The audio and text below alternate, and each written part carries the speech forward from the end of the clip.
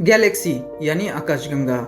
जैसे कि हम जानते हैं कि यूनिवर्स के लगभग सभी ऑब्जेक्ट्स जैसे atoms, stars, galaxies, planets, mountain और हम इंसान ये सभी मैटर की कैटेगरी में आते हैं, जबकि पूरे यूनिवर्स में सिर्फ 5% ही मैटर मौजूद है। इसके अलावा यूनिवर्स 25% डार्क मैटर और 70% डार्क एनर्जी से भरा हुआ है, लेकिन ये दोनों भी हमें कभी दिख नहीं सकते, जो कि बहुत अजीब बात है। इसका मतलब अब तक हमने यूनिवर्स को जितना एक्सपीरियंस किया है उसके बस छोटे से हिस्से को ही हमने अब तक एक्सप्लोर किया है।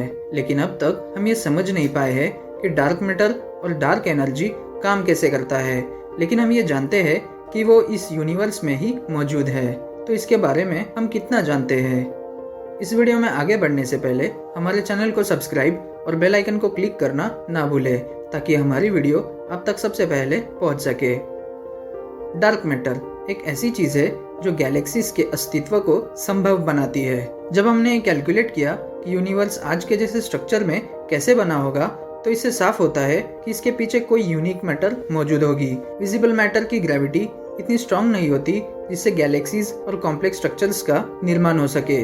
इस वजह से कई स्टार्स के बिखरने की संभावना बढ़ जाती है और इसीलिए गैलेक्सीज या फिर से बन नहीं पाते। तो इससे हमें पता चलता है कि इनके अंदर या आसपास में कुछ तो ऐसा मौजूद है जो ना तो कुछ एमिट करता है और ना ही लाइट को रिफ्लेक्ट करता है, कुछ अंधेरे जैसा। लेकिन डार्क मैटर के अस्तित्व को कैलकुलेट करने के अलावा हम इसे एक प्रकार से देख सकते हैं। जिस जगह डार्क मैटर का कंसंट्रेशन सबसे ज्यादा होता है वहाँ पर लाइट भी बेंड होने लगती है। तो इससे हमें पता चलता है कि वहाँ कुछ ऐसा है जो ग्रेविटी के साथ भी इंटरैक्ट करता है। तो इसको लेकर हमारे मन में कई आइडियाज आने लगते हैं कि डार्क एनर्जी क्या है और क्या नहीं।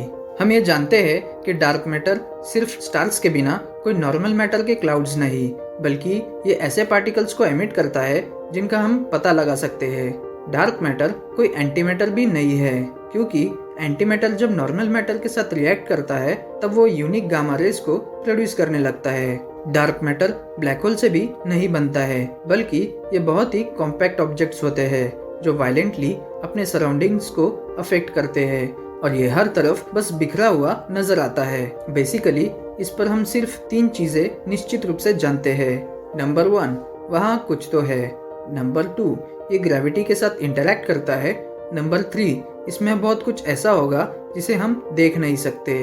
तो शायद dark matter complicated exotic particle से बना होगा जो कभी लाइट और मैटर के साथ इंटरैक्ट नहीं कर सकता। इसके अलावा डार्क एनर्जी इससे भी ज्यादा अजीब और मिस्टीरियस है। हम इसे डिटेक्ट नहीं कर सकते, हम इसे मेजर नहीं कर सकते और हम इसे टेस्ट भी नहीं कर सकते, लेकिन हम इसके इफेक्ट को साफ तरीके से देख सकते हैं। साल 1929 में एडवर्ड हबल ने जांच में पाया कि कैसे दूसरी गैलेक्सीज जो लाइट एमिट करती है उसकी वेवलेंथ लॉन्ग डिस्टेंस के कारण और स्पेस ट्रेवल के दौरान इलेक्ट्रोमैग्नेटिक स्पेक्ट्रम के रेड जोन में शिफ्ट हो जाती है। और वो ये भी जान गए कि गैलेक्सीज जितने दूर होंगे उनका डिग्री ऑफ रेड शिफ्ट उतना ही ज्यादा होगा, लेकिन जो गैलेक्सीज पास में होती है उनकी वेवलेंथ पर कोई असर नहीं पड़ेगा।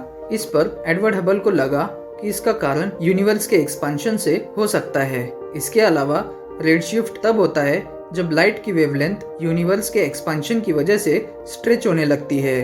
हाल ही में यह डिस्कवर किया गया कि यूनिवर्स का एक्सपांशन लाइट की स्पीड से भी ज्यादा तेजी से हो रहा है। इससे पहले ये माना जाता था कि ग्रेविटेशनल पुल के कारण एक्सपांशन हुआ होगा, या तो ये स्लो होगा या तो ये एक पॉइंट पर अपने आप में ही कोलैप्स हो जाएगा। स्पेस अपनी प्रॉपर्टीज को कभी बदल नहीं सकता और जिस तरह ये फैल रहा है उसी तरह हर जगह नया एम्प्टी स्पेस बस बनता ही चला जा रहा है। इसके अलावा गैलेक्सीज कई क्लस्टर्स के कॉम्बिनेशन से बना है जो ग्रेविटी के कारण आपस में जुड़े होते हैं। इसीलिए हम यूनिवर्स के एक्सपेंशन को कभी एक्सपीरियंस नहीं कर पाए, लेकिन हम इसे हर जगह होते हुए देख सकते हैं। यूनिवर्स में हर जगह, हर तरफ, हर सेकंड में एम्प्टी स्पेस बस बनती ही जा रही है।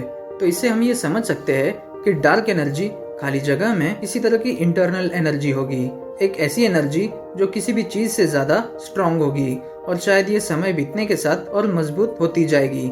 इसीलिए एम्प्टी स्पेस में यूनिवर्स के बाकी सभी चीजों की तुलना में ज्यादा एनर्जी होती है। इसके अलावा डार्क एनर्जी क्या हो सकती है, इसके बारे में हमारे पास कई आइडियाज है। उनमें से एक आइडिया है कि डार्क एनर्जी कोई चीज नहीं है, बल्कि स्पेस की बस एक प्रॉपर्टी है। ये आइडिया उस आइडिया के करीब है जिसे आइंस्टाइन ने 1917 में कॉन्सेप्ट ऑफ कॉस्मोलॉजिकल कांस्टेंट के बारे में बताया था, एक ऐसा फोर्स जो ग्रेविटेशनल फोर्स को काउंटरएक्ट करता था। लेकिन इसमें एक प्रॉब्लम ये है कि जब हमने इस अमाउंट ऑफ एनर्जी को कैलकुलेट करने की कोशिश की तो इसका रिजल्ट इतना गलत और अजीब था कि इससे बस कंफ्यूजन ही होने लगा। और दूसरी आइडिया ये है कि एम्प्टी स्पेस वास्तव में वर्चुअल पार्टिकल से भरा होगा, तो उन पार्टिकल से बनने वाली एनर्जी डार्क एनर्जी हो सकती है, या हो सकता है कि डार्क एनर्जी एक अननोन तरह की डायनामिक एनर्जी फ्लूइड या कोई फील्ड है जो पूरे यूनिवर्स में मौजूद है और इसका पूरे यूनिवर्स में नॉर्मल एनर्जी और नॉर्मल मैटर पर पूरा उल्टा प्रभाव पड़ता है। लेकिन अगर ये मौजूद है तो हम नहीं जानते कि हम इसका पता कैसे और कहां से लगा सकते हैं। तो इसका जवाब देने के लिए अभी भी बहुत सारे सवाल है। डार्क मैटर और डार्क एनर्जी के बारे में हमारे थ्योरीज अभी भी सिर्फ थ्योरीज ही है। एक तरफ ये निराश करने वाला टॉपिक है तो दूसरी तरफ साइंस है जो इसे बहुत ही अमेजिंग बना देता है। अगर आप इसी तरह के वीडियोस देखना चाहते हो तो हमारे चैनल को सब्सक्राइब करना ना भूलें ताकि हम आपके लिए इसी तरह के मजेदार वीडियोस बना सके। देखते रहिए ब्रेनिलिया।